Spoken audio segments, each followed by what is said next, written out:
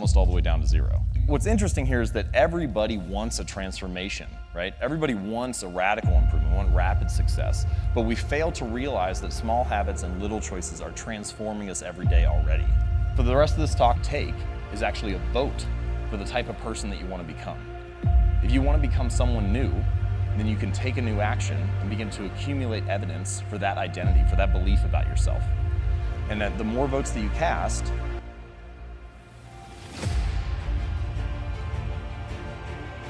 kembali lagi.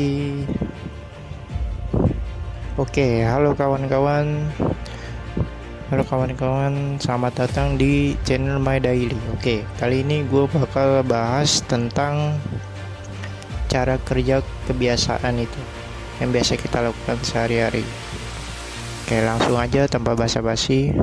Cara kerja kebiasaan, pengetahuan yang penting tentang kebiasaan, ya, biar kita memiliki wawasan tentang kebiasaan itu yang sebenarnya. Bab 1, pengertian kebiasaan atau habits. Apa sih itu kebiasaan? Kebiasaan adalah sebuah perilaku yang telah diulang berkali-kali sehingga otak kita membuat jaringan baru yang berkaitan dengan kebiasaan itu. Makin sering kebiasaan itu dilakukan, makin kuat juga jaringan otak yang dibentuk berkaitan dengan kebiasaan itu. Oke, ini gue recordnya pakai soalnya nggak ada recorder ya. Oke, kembali ke laptop. Pengertian kebiasaan. Oke, jadi kebiasaan itu sebuah perilaku kita sehari-hari, sebuah aktivitas kita yang diulang berkali-kali sehingga otak kita membuat jaringan baru.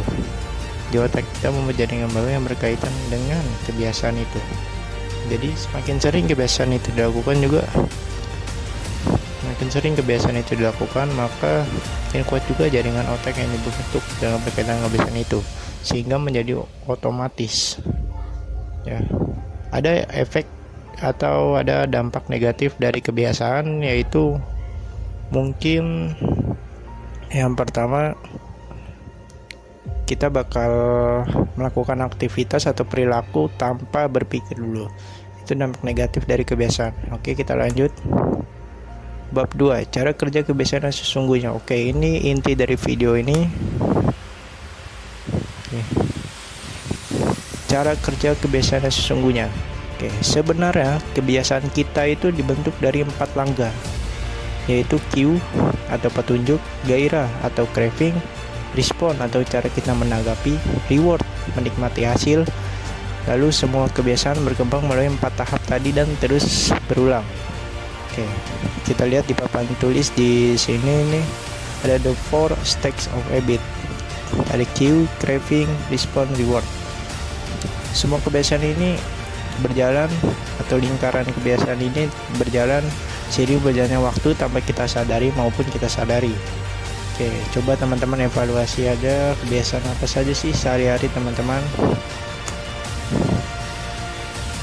Oke, mari kita bahas satu persatu tentang kebiasaan ini. Yang pertama ada cue atau petunjuk. Petunjuk adalah sebuah trigger atau pemicu otak yang menjadi sinyal pertama untuk melakukan kebiasaan yang mungkin kita tidak sadari. Bisa berupa benda, suara, perasaan, dan lain-lain. Oke, yang kedua ada craving, nafsu atau motivasi. Gairah atau nafsu ini menjadi kekuatan penggerak atau kekuatan pertama di balik setiap kebiasaan. Tanpa adanya nafsu atau motivasi dalam melakukan sebuah perilaku, maka tidak ada alasan yang kuat untuk melakukan kebiasaan itu. Oke. Yang ketiga ada respon atau rutin. Kalau dalam bahasa Indonesia tindakan atau rutinitas. Nah, respon atau rutin ini adalah kebiasaan yang sesungguhnya atau tindakan kita sesungguhnya. Respon atau tanggapan adalah kebiasaan sesungguhnya yang Anda lakukan. Respon ini berupa tindakan dan pikiran. Suatu respon tidak akan terwujud jika tidak ada motivasi atau gairah yang kuat. Oke, tadi. Oke, yang keempat ada reward atau hadiah. Reward ini adalah sebuah titik puncak kepuasan atau bisa juga dikaitkan dengan hormon dopamin. Reward ini berkaitan dengan cue atau petunjuk. Jadi si reward ini dia itu berkaitan dengan si petunjuk tadi. Contoh dari petunjuk itu bentar. Di sini ada slide-nya. Oke. Contoh dari konsep ini misal cue, petunjuk. Misal ada bunyi notif dari handphone. Cepring. Nah,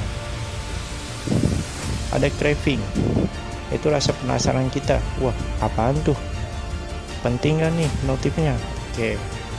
Yang ketiga ada respon atau tindakan kita. Tindakan kita itu apa? Ngambil HP, kita lihat notifnya, buka HP-nya, ya.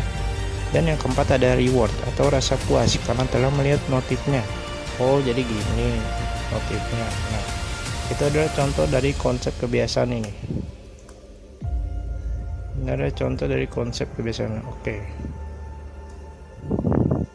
Oke, terima kasih teman-teman telah menonton. Jangan lupa catat poin pentingnya dan juga next kita bakal bahas cara memodifikasinya atau cara remake-nya untuk kita bisa membuat kebiasaan atau habits yang baik. Oke. See you, jangan lupa subscribe, comment and like. Oke.